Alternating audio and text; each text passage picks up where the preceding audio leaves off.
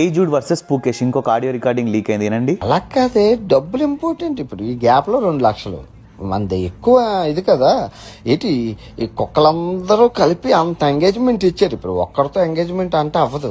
ఆ కుక్కలందరినీ రెచ్చగొట్టి వాళ్ళని పిచ్చెక్కించి ఎంగేజ్మెంట్ తెచ్చుకున్నాను నేను. అలా కాదే, చిన్న గదిలో ఉన్న వాళ్ళ కాలకే అన్ని తెలివితేటలు ఉంటే దేశాలు తిరిగేటోడిని చదరంగం ఆడుతాడు. నాకు తెలీదా ఎవరిని ఎలా ఆడుకోవాలో ఎలా కొట్టాలో తెలిసి అందరినీ ఆ టైంలో అలా ఎప్పటికప్పుడు మాట్లాడి.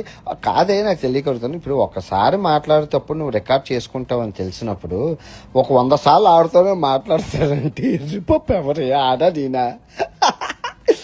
అందరినీ ఎర్రిపప్పని చేశాను నేను. ఏదో మాట్లాడేస్తుండు అనుకుంటున్నారు కానీ వాళ్ళు అరే అన్నయ్య మనల్ని ఎరుపుకు చేస్తాడు తెలిసిన రోజు నేలకేసుకొని బుర్ర కొట్టుతాడు. అంటే నీకు ఎలా చెప్పాలంటే, భుజి జాగ్రత్తగా విను. నేను కొందరు కుక్కల్ని తయారు చేసుకొని ఉంచుకున్నానే, వాళ్ళు అరుస్తేనే నాకు మజా. వాళ్ళు పొరపాటున అరవడం మానేశారంటే నాకు కోపం వచ్చేస్తుంది.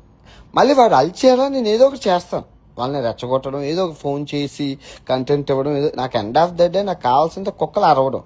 ఇప్పుడు మనం సింహం, మనం ఏనుగు, మనం గాడ్జిల్లా అని ఎలా తెలుస్తుంది? ఒక్కడు అరిస్తే ఓకే, కానీ అక్కడ 100ల్లో 1000ల్లో కుక్కలు అరుస్తున్నప్పుడే కదా నా యొక్క పవర్ తెలుస్తుంది అవతల వాళ్ళకి. అది నేను అది ఇదంతా ఎంగేజ్మెంట్ కింద మనం క్యాష్ చేసుకోవాలి. ఎన్ని బాణాలు వేసినా still Iron Man the hero అన్నట్టు in front of the media నేను నిలబడి నా ఛాతి చూపించి దా కొట్టరా అని అన్న ధైర్యం నాకు ఉంది. వాళ్ళకి లేదు, భయం. చూడు, హేజూడ్ గారికి చిన్న వార్నింగ్ ఇచ్చాను, పడ్డరా? అది ఆ భయం క్రియేట్ చేయగలగాలి ఆ అన్వేషణ అంటే. చూసిరు కదా, వాడు జనాల మైండ్ తో అట్లా ఆడతాడు. అది ఇంకా కొంతమందికి అయితే అర్థం కావట్లేదు. అది ఎప్పుడు అర్థమవుతుందో ఏందో నాకు తెలియదు. ఇంకా ఆడియో లీక్స్ చాలా ఉన్నాయి. మీరు మన అకౌంట్ ని ఫాలో చేయండి, ఇట్లాంటి డైలీ వస్తూనే ఉంటాయి.